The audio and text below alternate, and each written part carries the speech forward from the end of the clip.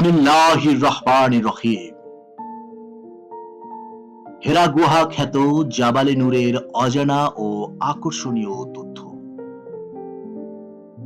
জাবালে নূর আল্লাহ তাআলার নাজিল করা পবিত্র কুরআনের প্রথম আলোয় আলোকিত এক পাহাড়, যে পাহাড়ের গুহায় প্রিয় নবী সাল্লাল্লাহু আলাইহি ওয়াসাল্লাম ওহী লাভে ধ্যানমগ্ন থাকতেন।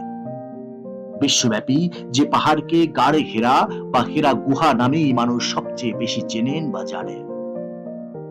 জাবালে নূর কিংবা গারে হেরা তথা হেরা গুহা সম্পর্কে জানতে মানুষের আগ্রহের শেষ নেই। এ পাহাড়ে রয়েছে আকর্ষণীয় কিছু তথ্য।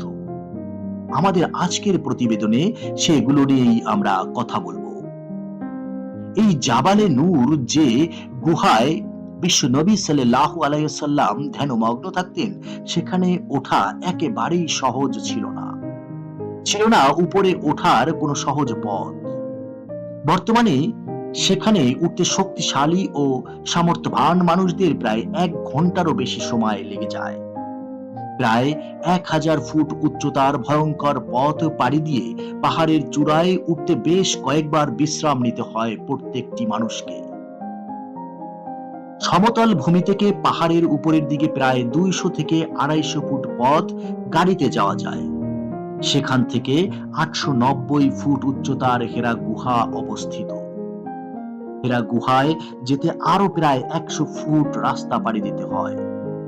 প্রিয় নবী সাল্লাল্লাহু আলাইহি সাল্লাম যে গুহায় ধ্যান করেছিলেন, সেটির আকার অনেক ছোট, যেখানে একজন সুঠামদেহী মানুষ ঠিকভাবে নড়াচড়া করতেই কষ্ট হয়ে যায়। অনেকেই প্রিয় নবী সাল্লাল্লাহু আলাইহি সাল্লামের স্মৃতি বিজড়িত এই পাহাড় দেখতে যান এবং সেখানে নামাজ আদায় করেন। জায়গাটি এতই ছোট যে সেখানে একজনের বেশি লোক নামাজ আদায় করা বেশ কষ্টকর হয়ে যায়। এই পাহাড়ের হেরা গুহায় ধ্যানমগ্ন থাকা অবস্থায় সর্বপ্রথম হযরত জিবরাইল আলাইহিস সালাম কুরআনের ওহী নিয়ে হাজির হয়েছিলেন। প্রিয় নবী সাল্লাল্লাহু আলাইহি সাল্লাম বর্ণনা করেন, এক রাতে তাহাজ্জুদের সময় মানুষের আকৃতিতে একজন ফেরেশতা প্রিয় নবীর কাছে আসেন এবং রাসূলুল্লাহ সাল্লাল্লাহু আলাইহি সাল্লামকে বলেন, পড়ুন। উত্তরে রাসূল সাল্লাল্লাহু আলাইহি সাল্লাম বলেন, আমি পড়তে জানি না। তারপর ফেরেশতা তাকে আবারও 2 বার পড়ার অনুরোধ করেন। সেই 2 বারও প্রিয় নবী জানালেন, আমি পড়তে জানি না। শেষ পর্যন্ত ফেরেশতা হযরত জিবরাইল আলাইহিস সালাম কুরআনের 96 নং সূরার প্রথম 5 আয়াত পড়লেন, যা ছিল প্রিয় নবীর প্রতি হেরা গুহায় প্রথম ওহী। জাবালে নূর খ্যাত এই সেই ঐতিহাসিক গুহা, যেখান থেকে ওহী লাভের মাধ্যমেই প্রথম শুরু হয়েছিল প্রিয় নবী সাল্লাল্লাহু আলাইহি সাল্লামের নবুয়তি দায়িত্ব পালনের শুভ সূচনা। কেননা তিনি যখন ওহী নিয়ে হেরা গুহা থেকে পাহাড়ের অর্ধেক নিচে নেমে আসলেন, তখন তার কানে একটি কণ্ঠের আওয়াজ আসে, হে মুহাম্মদ, আপনি আল্লাহর নবী আর আমি জিবরাইল। তিনি পৃথিবীতে নবী হিসেবে আত্মপ্রকাশ করেন।